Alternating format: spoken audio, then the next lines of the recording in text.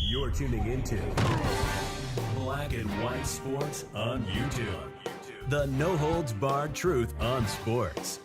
The main event starts now. All right, Black and White Sports supporters, we're going to talk about the Cleveland Browns. Earlier, I did a video about the fact that one of the best stories this season is the resurgence, the reemergence, the fact that Baker Mayfield has come back in such a way that he has and re-solidified himself as clearly a starting-level quarterback in the NFL, a guy that's going to either stay in Tampa Bay for at least another year, which is what I think will happen, or a guy that will be signed as a free agent after the season by insert number of quarterback-needy teams here, right? I think the Patriots is one place there's already been talk about Baker in free agency in the Patriots. So enter in the other great story, the fact that Joe Flacco, Joe Cool, the guy that was the Super Bowl MVP for the Baltimore Ravens way back when, old graybeard, 38 years old, coming back and becoming the starting quarterback for the Cleveland Browns. It's strange. We're talking about all these quarterbacks that were either with the Browns or around the Browns, and Deshaun Watson, where are you? Question mark. Just wondering. Oh, you're out for the season. Okay, you was out last year for some other stuff too. Massages, I believe, if I'm not mistaken. Nonetheless, Joe Flacco's been a great story. Hell, Joe Flacco's turning into a movie script because yesterday, Joe Flacco was not great until we got to the fourth quarter, and Joe Flacco all of a sudden turned into Joe Montana. And I kid you not, he put up the best fourth quarter a Browns quarterback has had in 45 seasons, and I'm not kidding that. I'm not kidding at all. And we're going to touch on the fact that it has now been known, it has now been presented, and it will now be put in front of the Browns. What do you do at quarterback now knowing Joe Flacco's coming back for next year? That he intends to play somewhere next year. Now, I'm assuming some of that will obviously be what happens the rest of the year. But you've got a team right now with all these offensive weapons and a great defense, great running game, Njoku, Amari Cooper, and you're just thinking, man, a good veteran quarterback, a good guy that can just get the ball up and down the field, get us into scoring position, because with the defense is good, if we do have to kick field goals, we got a chance to win games, and a lot of them. Joe Flacco, through 3 quarters yesterday, Flacco had completed just 54% of his passes, going 17 for 31 for 162, 1 touchdown, and 3 picks. Making matters worse, the Browns trailed by 10 to the Bears. This has turned into a very scrappy-ass Bears team, though. Let's give them some credit. This is not the Bears team from the beginning of the year. This is a improved Chicago Bears team. Justin Fields has certainly got better anyway. And we're at risk of falling to 8-6, putting some serious pressure on their playoff hopes. We'll get to that in a second. Over the final 3 games, trailing the Bears 17-7, things were looking bleak.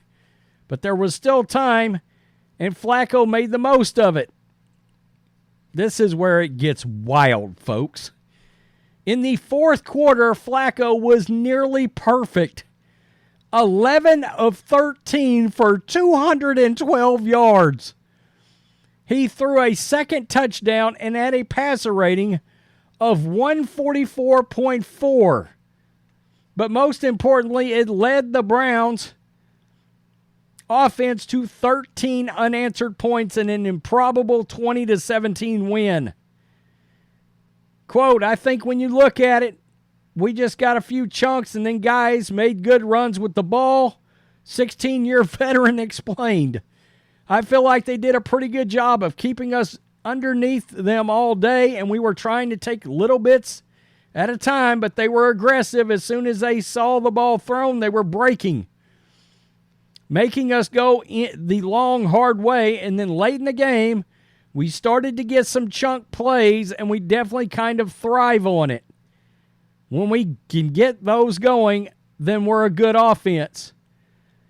Flacco's 212 yards were the most for a Browns quarterback in a single quarter in 45 seasons. It should be noted, yet something else, another quarterback besides Deshaun Watson on a $230 million contract has accomplished for the Browns since he's become a Brown. I mean, it's crazy. He has Njoku and Amari Cooper to thank, as that duo posted 100 yards receiving each. The first time since 2013, Cleveland had two pass catchers amass over 100 yards in a single game. So, that leads us to this, folks. NFL Network insider Ian Rappaport reported Sunday morning that Flacco wants to play next season and has no current thoughts of retiring, according to sources informed of the quarterback's situation. Flacco's one-year contract is worth $4.05 million with a base salary of $1.8 million and a $400,000 signing bonus. Rappaport reported Sunday the contract also includes escalation bonuses for playoff wins, $250,000 for a wild card, $500,000 for a division, $1 million for the AFC title, and $2 million for a Super Bowl victory per Rappaport. That is going to make things very interesting. For a player in Flacco who once led the Ravens to the Super Bowl, a wild postseason run has happened before. Rappaport reported Sunday that before the Browns brought Flacco in for his November workout, 0 teams had called. That's a travesty. I mean, looking at you, Jets. What the hell? Several did once Flacco got on the Cleveland practice squad. Dollars to donuts the Jets called once he landed on the Browns practice squad. But Rappaport reported it was never likely that a team would lure the veteran out of Ohio. So, what does this mean for the Browns? Well, this is what the Browns are looking at. The current AFC playoff picture has Cleveland locked into the top AFC wildcard spot. But there are 4 other wildcard contenders just a game behind.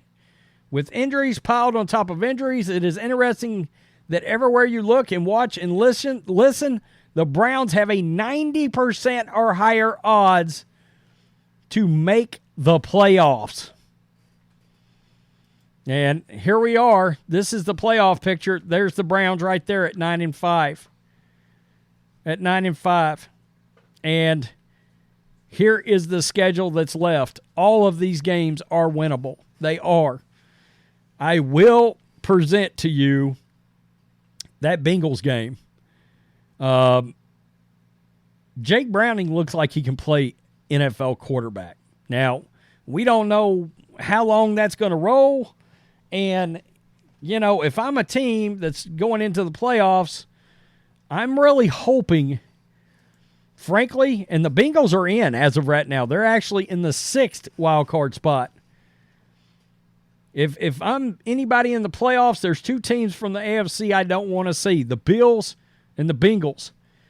And one of the reasons I don't want to see the Bengals is because, frankly, I think Jake Browning can play. And with those weapons, I think he can play. So I'm just throwing that out there. That game is in Cincinnati. It's going to be tough for the Browns to win that game, I think. All right. Now, great defense in the Browns. As long as the Browns keep the metal to the pedal, or the pedal to the metal, they should beat the Texans, even in Houston. I understand the Texans are 8-6, but you don't know. They've lost weapons that aren't coming back with Houston. And C.J. Stroud may or may not be back. The Browns can win that game, but it's a huge game, Christmas Eve. The Jets, well, I mean, you should win that game. That's your 10th win come hell or high water. And then that Bengals game is a big deal to end the season in Cincinnati. But if I had to wager, I'd say it's 11-6 or 10-7 for the Cleveland Browns. That's where I got them set. Now, question is, if you're a Browns fan, knowing you got Deshaun Watson coming back from a shoulder surgery, a broken shoulder, let's just call it that. By the way, he had a micro tear in his rotator cuff and other things. There's a world where he might not ever be the same. I understand Joe Flacco's 38, he'll be 39 next year, yada, yada, yada. But he's still a Super Bowl winning and he's Super Bowl MVP kind of quarterback, all right? And he's past his prime. But one could argue he's been on the wrong team. Some of these other teams, he's been on the Broncos, these Jets teams. Look, he wasn't on this current assembled Jets team. All right? So that's something I would think about. Would you re-sign? Let's say you make the AFC Championship game and lose, but you make it. Do you want Joe Flacco back as your starting quarterback if he, say, demands $10 million? Or do you try to run it and play it forward with Deshaun Watson? I think that is a very compelling and interesting question. I mean, let's be real. He turned that sucker into Kurt Warner. He morphed into Joe Montana. He morphed into Kurt Warner in the fourth quarter of yesterday's game. I mean, it's worth asking. You got to remember, think about Kurt Warner's trajectory. Really damn great career. Fell off. Was benched. Wasn't even a starter with the Giants. Late career resurgence. Arizona Cardinals made it to the Super Bowl, was leading that game after a late touchdown with like a minute and a half left or something. And if it wasn't for Ben Roethlisberger pulling some magic out of his ass, Kurt Warner would have ended up with 2 rings. But nonetheless, he won one early, and then he come back, and he made it to another one late. I can't imagine what making it to a Super Bowl would mean for the Cleveland Browns. It's just something to think about. That Kurt Warner was benched. He was not seen as a starter anymore. And came back and had a great season when he got a chance to play full and made it to a Super Bowl. Now, he's coming in late, Joe Flacco, but I'm talking about next year. Peace. I'm out. Till next time. Thanks for watching the show. Be sure to like, comment, and subscribe. Be sure to tune in next time on Black and White Sports.